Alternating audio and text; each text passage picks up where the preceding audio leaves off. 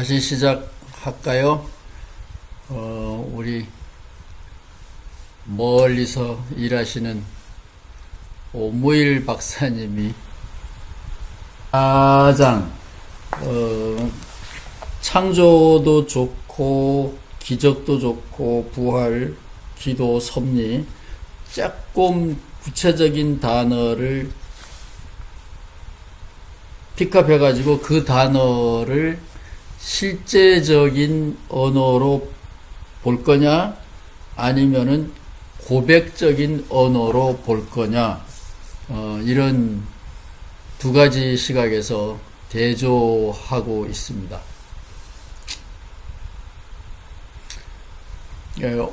오 목사님 발표해 주시죠. 이 책 지금 사장, Recording in progress. 사장을 이제 보니까 좀 아까 교수님 말씀하신 대로 좀 어렵게 쓰긴 했어요. 근데 이제 제 나름대로 이걸 이제 이해한 방식으로 요약이 아니라 한번 말씀을 드려보겠습니다. 뜬금없이 부활이 먼저 나오더라고요. 창조만 나오는 게 아니라. 그래서 이제, 예, 그래서 이제 가만히 그 부분을 생각을 해봤더니 이제 문제제기 같은 얘기예요. 그러니까는 부활이라는 것이 과거의 어떤 역사적인 사실 하나로 끝나버린다면 그것이 무슨 의미가 있냐라는 것을 먼저 문제제기를 하는 것 같아요. 동규비 씨. 그래가지고 이제 어떻게 보면 그 얘기가 뭐냐면 예수와 더불어 부활한 사람들이 살아낸 부활의 삶을 얘기하고 있다. 그렇게 얘기를 하면서 창조로 넘어가더라고요. 그러면서 이제 초피 씨 얘기한 것은 뭐냐면 우리가 잘못 이해하고 있는 창조 이야기에 대해서 쭉 얘기를 서술을 합니다.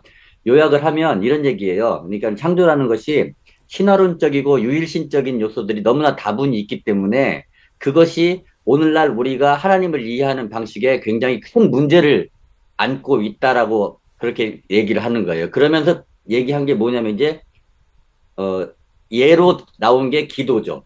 기도가 잘못됐다. 잘못될 수밖에 없다. 네, 근데 이제 창조라는 거는 제가 생각할 때에 하나님을 가장 이해하기 쉬운 어떤 오리지널적인 성격이 있잖아요. 왜냐면 그게 출발이니까. 세상도 처음 출발을 창조부터 했지만 하나님의 나타나는 것도 어차피 처음이니까 그때가 시작이니까 굉장히 중요한 그런 얘기를 큐핏이 하고 있는데 잘못된 창조 이야기를 이렇게 압축해서 요약하자면 뭐냐면 창조가 언제 일어났느냐? 태초에. 그러니까 창조 이전에는 아무것도 없었다는 거예요. 그러니까 땡 시작한 게 태초에예요. 그러니까 그 태초에 이전에는 생각할 필요도 없고 있지도 않았고 그런 일은 있지도 않았고 그 다음에 두 번째는 뭐냐면은 하나님이 창조를 했기 때문에 이 세상의 모든 질서는 영원히 불변하다라는 거죠. 변할 그게 수가 없다라는. 핵심이에요. 영원 불변. 네. 근데 우리가 살아보면 창세기에서 말하는 하나님의 질서가 지금까지 유지된다라는 것 자체는 굉장히 넌센스죠. 남자와 여자를 창조하고 무슨 뭐 이렇게 동물을 창조하고 요걸로만 다 규결될 수 있는 것이 아니라는 거죠. 근데 전통 사회에서는 근본적인 역사 변화의 가능성을 인정하지 않았기 때문에 그게 맞았을지는 모르나 오늘날은 그 부분에 대해서 다시금 재고해야 될 부분이 있다라는 거죠. 그리고 어떤 존재의 사실관계, 그러니까는 천지창조 이야기를 가만히 보면 모든 것이 최상위권자에게 이렇게 예속된다라는 피라미드형으로, 그리고 최상위권자는 이제 그 창조주, 하나님이다라는 거고요. 그 다음에 그렇게 됐을 경우에 어떤 문제가 있냐면은 사물이 왜 이런 모습일까? 이 세상에는 왜 이런 일이 일어나는가에 대한 의문에 대한 답이 언제나 그것은 크리에이터, 창조주가 했기 때문에라는 답밖에는 나올 수가 없다라는 거죠. 그렇게 만드셨고 그것이 옳다고 이미 선언해 버렸기 때문에 우리가 제기할 수 있는 의문은 없다라는 것이 큐핏이 얘기하는 창조 이야기, 신화론적이고 유일신적인 창조 이야기의 문제점이 아니지 않느냐. 그리고 또 하나 문제가 뭐냐면 세상의 모든 것이 무에서 출발해가지고 유로 가버리면 인간 역시 결국은 무에서 시작해서 유로 가는 거잖아요.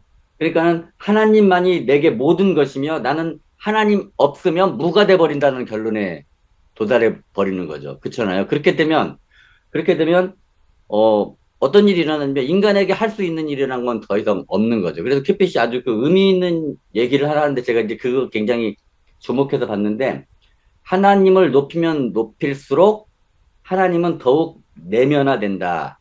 그러나 덜 인식할수록 하나님은 우리의 영성을 더욱 자라게 한다. 아주 그 굉장한 얘기를 썼더라고요. 제가 그 큐핏 얘기를 보니까. 이제 그게 이제 제가 이해할 때 이런 거거든요. 인간이 하나님이 없다고 생각하는 삶이 오히려 더 도덕적일 수 있고, 더 바르게 살 수 있고, 하나님에 예속되지 않는 삶 자체가 그런 얘기가 있잖아요. 그 얘기를 큐핏이 한 것 같아요. 하나님을 높이고 높이면 하나님은 더욱 내면화되는데 그 문제가 뭐가 되냐면 내면화되면 내면화될수록 뭘로 가냐면 우상으로 간다는 거죠. 왜냐하면 사람이 너무 어떤 것에 대해서 집착하고 깊게 생각해 버리면 원래의 본질에서 다 벗어나 버리게 되는 거죠. 그래서 자기화가 되고 쉽게 얘기하면 내 스스로 어떤 자의적인 해석이 나오게 되고 우리가 성경을 볼 때처럼 그렇게 되면 하나님의 오리지널한 모습과는 정반대의 모습으로 하나님을 내면화시켜 버리게 된다면 결국 그것은 하나님이 아니라 아까 교수님이 얘기하신 바알이 돼버릴 수도 있고 아니면 완전히 다른 어떤 그런 존재가 될 수 있죠. 그래서 이제 하나의 그 마지막 결론에 기도라는 얘기를 쓰더라고요. 근데 기도라는 얘기도 창조와 이렇게 연관해 보면 재밌는 결론이 나옵니다. 어차피 하나님의 질서에 의해서 창조되고 하나님의 시나리오에 의해서 이 세상이 모두 지배된다고 한다면 우리는 하나님께 무엇을 해달라고 하는 기도가 더 이상 의미가 없는 거예요. 해달라고 해봤자 이미 다 각본이 짜여져 있고 그건 태초부터 현재까지 모든 것이 다 세팅되어 있는 상태에서 우리가 하나님에게 뭘 해달라고 한다는 것은 오히려 하나님의 일에 개입하여 불경을 저지르는 꼴이 돼버린다라는 거죠. 그러면 우리가 할 수 있는 기도는 주기도문에 나오는 대로 하나님의 뜻이 하늘에서 이루어진 것이 땅에서도 이루어지다. 요거밖에 없는 거예요. 그렇게 하십시오. 라는 밖에 없지. 지금 우리가 하고 있는 모든 기도는 다 잘못된 거죠. 그러니까, 태국어도 기도 처음에 시작할 때 쓰는 말이 주세요거든요. 부탁합니다. 주세요로 시작해요. 모든 기도가 다. 근데 그건 다 잘못된 기도가, 돼버린다는 거죠. 그래서 그 큐핏이 어떤 결론을 내리냐면, 결국은 인간이 그러면 이런 모든 것들을 극복할 수 있는 방법이 뭐냐면, 우리 앞에 악한 일이 전개되고 이해할 수 없는 것들이 있더라도 그것을 극복하려는 의지를 갖고 그것을 극복하려고 하는 인간의 모습이 오히려 더 하나님의 본질에 더 가깝지 않는가라고 그렇게 결론을 내립니다. 저는 거기까지 요약을 했어요. 이게 제가 이해한 방식입니다. 아이고, 열심히 일일하고 고생을 아주 많이 해서. 감사합니다. 제가 어떤 교회, 이렇게 가보면 교회 그 앞에 있는 전면 기둥에다가 기도는 하나님의 보좌를 움직입니다. 뭐 이런 거를 내놓고 써놓은데도 참 봤는데, 큐핏은 지금 영국 캠브리지 대학, 런던 잘 사는 지역이고, 그 상황을 우리 3강에 나오는 그 다음 장을 읽을 때는 꼭 염두에 둬야 돼요. 괜찮은 환경 속에서 살고 있거든요. 왜냐하면 그 사람들이 참 도덕적이다라는 게 대전제예요. 그래서 내가 아직 런던을 못 가봤는데 런던 한번 가볼까 그러면 1980년대하고 지금은 달라지지 않았나 그게 궁금한데 어쨌든 이 단 큐핏의 상황이고 성공회는 루터에 의해서 칼빈에게서 나온 건 아니지만 개신교인데 그 캐톨릭 전통 이런 거가 이제 친숙하거든요.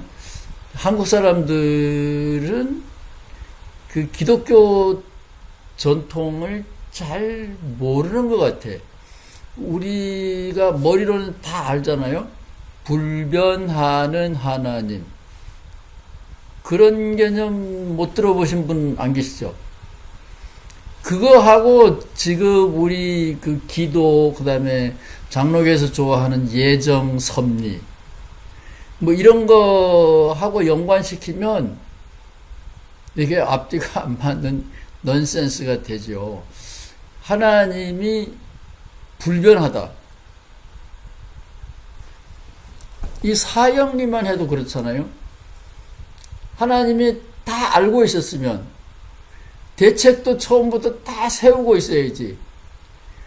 그가 지금 뭐 열매 하나 따먹는다고 하나님 계획이 다 무너졌다 그러면 소위 그 실제론적인 신관 그것과는 모순되는 거예요. 교회에서 기도 열심히 하는 소위 영성의 문제잖아요. 종교적인 생활 문제로 가면 불변하는 전능하신 하나님.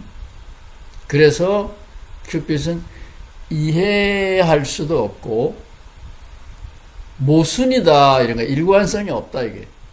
그래서 이 사형리도 모순이잖아요. 우리는 요한복음에서 사랑의 하나님 그러는데 창조주는 사랑의 하나님일지 모르지.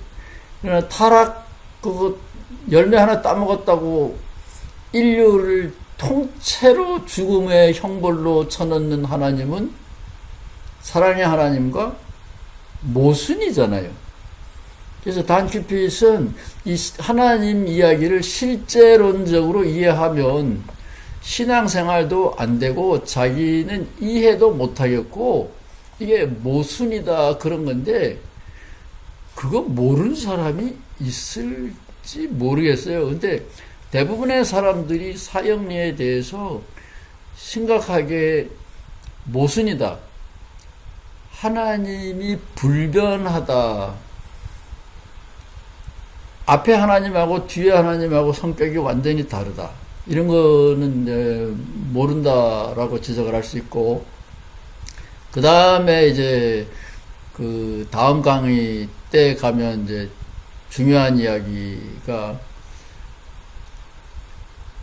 우리가 순수하게 살아야 되는데 천당 갈라 그러고 지옥이 겁나고 이거는 기독교 신앙이 너무 실용주의적이다.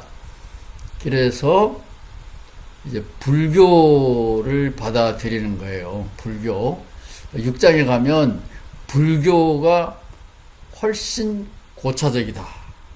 이렇게 말하는데 난큐핏도 저처럼 초기 불교 부처님 사상만 공부했기 때문에 그런 헛소리 한다고 봐야 돼요.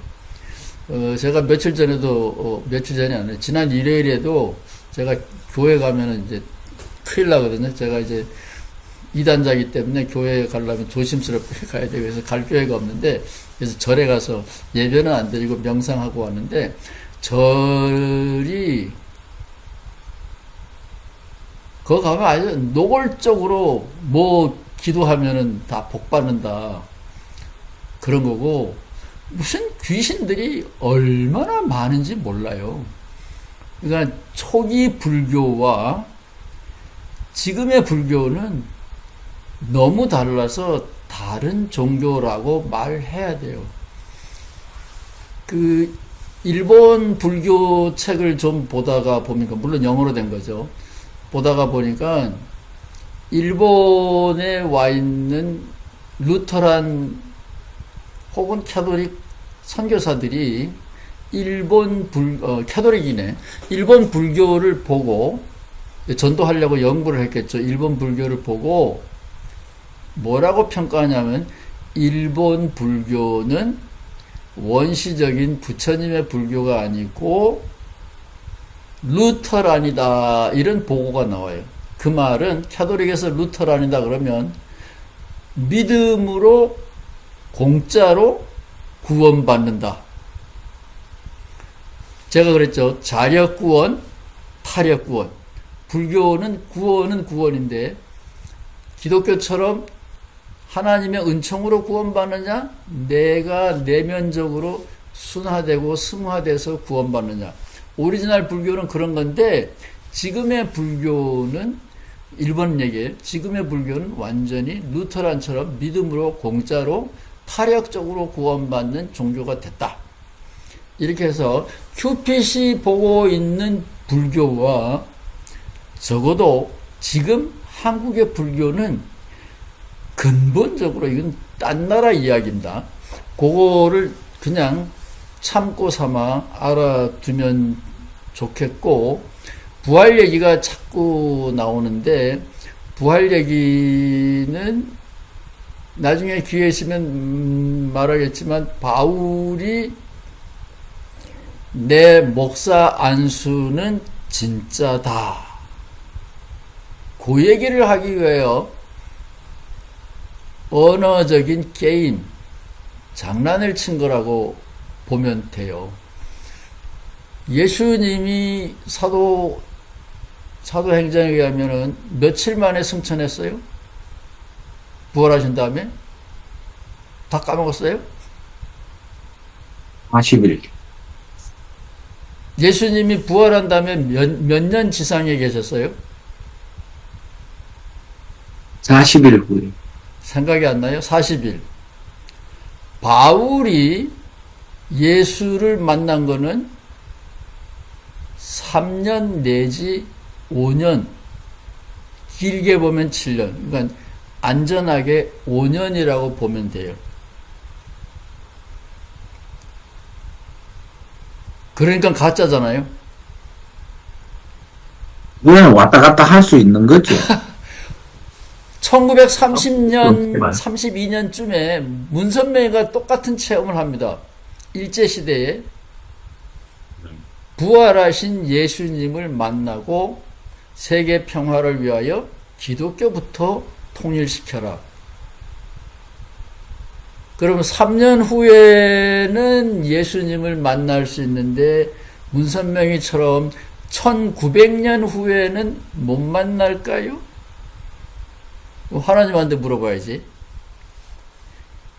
객관적인 실제론적인 언어로 보면 부활이라는 게, 바울의 부활, 이거는 승천한 다음에 일어난 거기 때문에 뭐 말도 안 되는 거고, 이 자기의 종교 체험을 표현하는 고백적인 언어다. 그게 이제 1번이고, 두 번째는 단큐핏이 죽은 종교도 얘기하면서 밑바닥에 깔고 있는 거는 종교 언어가 우리의 삶을 변화시켜야 된다, 이런 대전제가 있어요. 그래서 하나님이 전능하고 불변하다면 될 대로 될 거 아니에요? 내가 개판을 치든지 말든지 그것도 하나님 알고 계실 거 아니에요. 히틀러도 하나님이 알고 계셨는데 보네포가 괜히 쓸데없는 짓 하다가 자기만 죽은 거죠. 그래서 이게 저 바깥에 있고 모든 것을 알고 전지전능 불변하는 하나님, 이게 리얼리티, 이게 리얼리즘이에요. 그러면 우리 종교생활, 신앙생활하고 심각하게 갭이 생기고 안 맞다. 그거는 뭐 그렇게 어려운 얘기가 아니죠. 이제는 보훈에서는 어떤 일이 일어나는지, 특별히 여성들은 하나님 아버지라는 단어가 문제가 없는지, 캐톨릭 수녀들은 예수님을 남편이라고 생각하니까 되게 행복한 것 같은데, 조 목사님은 뭐 요즘 한국의 여성 신학이 어떻게 돌아가는지 얘기해도 좋고, 본인이 하나님 아버지라는 언어가 불편이 없다면 뭐 그것도 좋고, 고백적인 이야기 해주면 고맙겠습니다. 궁금해요. 하나님 아버지하고 사이가 좋으면, 그 마이크가 꺼져 있네.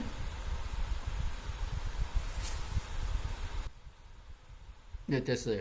님이 말씀하신 것처럼 그 아버지에 대한 안 좋은 기억이 있는 분이 교회 온 적이 있었어요. 안양에서 여자분이었는데, 그분은 아버지가 주사가 심해서 술을 잡숫고 들어오면 이제 폭력도 폭력이지만 밤새 훈계를 한대요.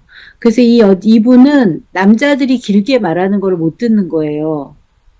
그래서 설교를 듣기가 힘들다는 거예요. 오, 네, 그래서 그것 때문에 교회 나오기가 힘들대요. 아버지가 생각이 나가지고 지금은 돌아가신 것 같은데 그런 얘기, 그러니까 이 아버지의 용어 이런 거가 문제가 아니라 자기 아버지가 했던 행동 중에 그 긴 말이 설교자를 통해서 이제 리마인드 되나 봐요. 그래서 그게 너무 힘들다고 얘기했었고요.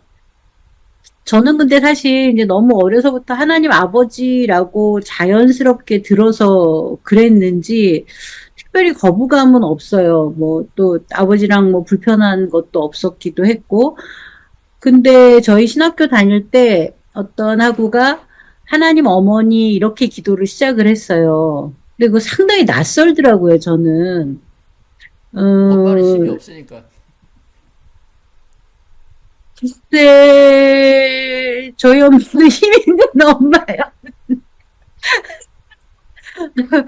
어쨌든 그게 아버지나 어머니 용어의 문제는 아니지 않을까 싶고, 저는 그렇다면 그냥 아버지, 어머니를 빼고 하나님 이렇게 부르는 게 좋은 것 같아요, 저는. 어머니라고 해도 이상한 건 마찬가지예요. 또 어머니한테 안 좋은 기억도 있을 수 있잖아요, 사람에 따라서는. 뭐 어머니가 다 좋은 건 아니니까. 그래서 저는 그 용어는 차라리 그냥 하나님이라고만 했으면 좋겠다는 입장이에요. 아버지, 어머니를 떠나서. 그리고 예배 자체가 이제 여기에 5장의 예배 신학적 실제론에도 나오는데 하나님은 왕이시고 그러니까 아버지 이런 것도 물론 이제 왕이라는 그 권위에서 채택을 했겠지만 하나님은 왕이시고 우리는 그의 신하 내지는 백성의 관계로 우리는 이제 우리의 헌신을 올려드리고 하나님은 그래서 우리를 보호하고 영광과 복을 내려주시는 그 관계로 이제 예배가 짜여져 있다는 거. 근데 그런 거에 굉장히 그냥 익숙한 것 같아요. 그런 관계 설정에 익숙하고 특별히 이 시골에 계시는 분들한테는 우리와 동행하는 하나님, 뭐, 이런 하나님보다는 차라리 엄한 왕이거나, 그러니까 엄한 왕은 이퀄 능력 있는 왕이라는 뜻도 되니까, 그런 하나님이 훨씬 더 이분들한테는 본인들이 소망하고 바라는 하나님이고 익숙한 하나님인 것 같아요. 이분들한테 하나님을 다르게 설명하는 데는 꽤 오랜 시간이 걸린다고 생각을 하고, 그래서 방향은 그쪽으로 가죠. 하나님이 그렇게 권위적이고, 잘하면 상 주고 못하면 벌 주는 그런 하나님만은 아니라는 방향은 설정을 해 놓고요. 슬슬 가고 있어요. 나쁘게 말하면 길이 잘 들여진 여성이에요. 네네네. 한국에 있을 때 기독교 교육과 학생은 95%가 여학생인데 대표는 남학생을 뽑더라고요. 그래서 제가 깜짝 놀라서 왜 그랬냐 그랬더니 자기들이 그렇게 했다는 것을 모르더라고요. 왜냐하면 제가 이제 한국에서 해방신학을 가르쳤거든요. 그래서 자본주의로부터의 해방도 있고 여성들은 남성 가부장제로부터의 해방도 있다. 너희들에게도 해당이 된다. 그랬는데 아무 감각이 없어요, 학생들이. 자기네들은 뭐 우리 보은의 우리 조 목사님처럼 뭐 하나님이 아버지면 어떻고 뭐 엄마면 어때? 뭐 엄마면 오히려 약하니까 더 불편하죠. 그래서 자기네들은 남성 억압 속에 살고 있지 않다고 큰 소리 쳤는데 과 대표를 뽑을 때 보니까 아니 과 대표는 당연히 남자가 하는 거 아니에요? 그러더라고요. 아니 그 남자면 안 된다라는 얘기는 아니에요. 남자가 능력이 있으면 여자들이 다수라도 남자가 과대표 할 수 있죠. 당당히 과 학생인데 그거는 이제 문제가 안 되는데 문제는 자기네들이 그런 성차별적인 억압 속에서 은근히 길들여졌다라는 거를 전혀 모르더라고요. 그래서 이제 다음 생애에 조 목사님이 다른 곳에 가서 목회를 하게 되면 그때는 다른 언어를 찾아낼지도 몰라요. 서울에 뭐 혹은 어떤 그 여성 해방 운동 뭐 이런 거 하는 교회들은 기도할 때 하나님을 뭐라고 부르는지 잘 모르겠고, 저도 개인적으로는 하느님, 원래 우리 성경인 하느님이거든요. 천주교에서처럼. 근데 요즘은 다 이제 하나님이 됐는데 번역이 잘못된 거죠. 그래서 저는 개인적으로는 기도할 때 하느님, 주님, 우리 번역에는 주님이라는 말이 주님을 뜻할 수도 있고 여호와를 뜻할 수도 있어요. 우리 개역 한글 성경에는, 아니 우리 새번역 성경에는 여호와라는 말을 주님으로 많이 바꾼 것 같아요.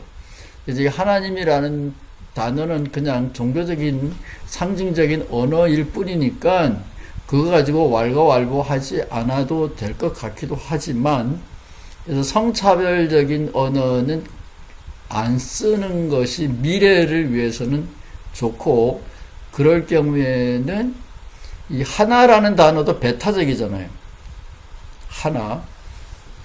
하나는 둘보다 큽니다. 이 서양의 철학은.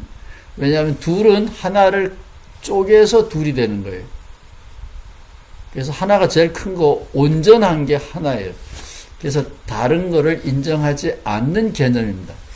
그래서 하나님이라는 단어보다 예수님 생각처럼 하늘님이 저는 우리나라 국민 정서에도 맞고 좋다고 보고, 그 여호와나 아버지라는 단어는 저는 주님이라는 단어로 바꾸어 부르면 좋겠다. 저는 저 혼자는 그렇게 생각하고 있어요.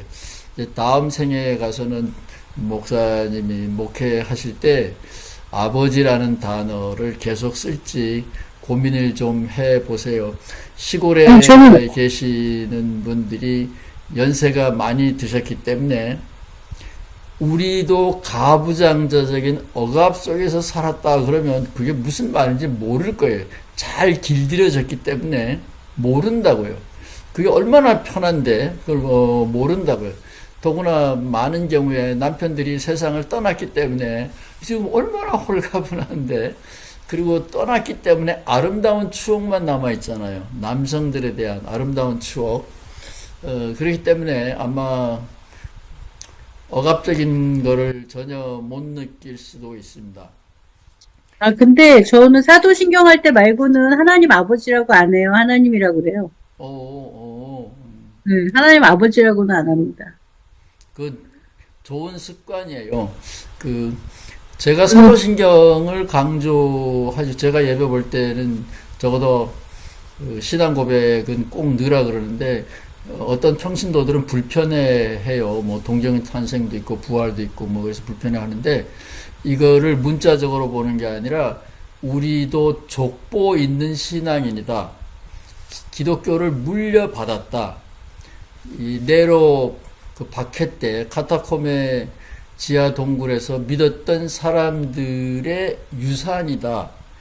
그들의 고귀한 유산이 압축 파일로 남은 거기 때문에 앞서간 신앙인들로부터 물려받았고 이어간다라는 역사적인 연대, 그런 의미에서 사도신경을 고백하는 게 좋다. 문자적으로는 보지 말아라. 뭐 필요하면은 하나하나 설명은 해줄 수 있지만 그런 식으로 오리엔테이션을 하고 하죠. 그래서 저는 교회들이 적어도 한 달에 한 번, 혹은 뭐 장로교에서는 성찬식을 몇 번 하는지 모르겠는데 감리교보다는 자주 하지 않나 싶은데, 성찬식 할 때라든가 그럴 때는 이게 다 우리의 신앙이 어제 오늘의 일이 아니라 긴 시간 동안 유산으로 물려받은 거다. 그런 이해 맥락 속에서 성찬식도 하고 신앙 고백도 했으면 좋겠어요. 근데 성찬식 얘기가 나왔으니까 불교 신자가 쓴 성찬식 이야기를 그냥 한 대목 짚고 넘어갈게요. 이거는 내 피다. 이거는 내 살이다. 이거는 로마의 그 이교 문화, 사육제, 짐승, 혹은 뭐 그런 그 동물 희생제, 후에 내 살이다, 피다. 뭐 그런 그 원시적인 이방 종교의 잔재가 남아 있다. 뭐 그렇게 비판하는 사람도 있어요. 그래서 만약에 교회를 새롭게 한다고 친다면 성찬식 언어도 잘 다듬는 것이 괜찮을지도 모릅니다. 굉장히 잔인한 거잖아요. 내 피다, 마셔라. 내 살이다, 뜯어 먹어라. 이 기독교인들이 잔인한 거는 원래부터 그런 건지도 몰라요.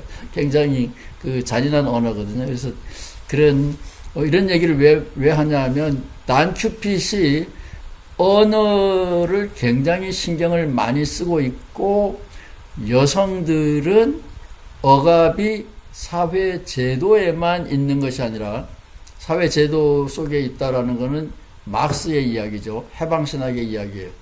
근데 여성 해방신학에는 사회 제도만이 아니라 우리들이 일상 사용하고 있는 언어 속에도 억압적인 요소가 있다.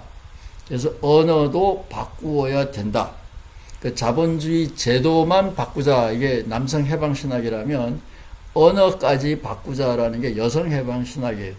그런 의미에서 여성 해방신학자들은 한국에서 이 예배 언어에 대한 그 대안, 이런 것들이 있었으면 좋겠고, 조 목사님은 음악의 재능도 있으니까 혼자서는 할 수 없지만 찬송가도 그런 의미에서 좀 바꾸어야 돼요.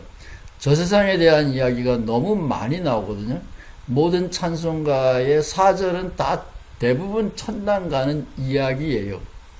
이제 다음 조금 있다가 이제 이거를 그 강의를 오늘은 좀 일찍 마치려고 그래요.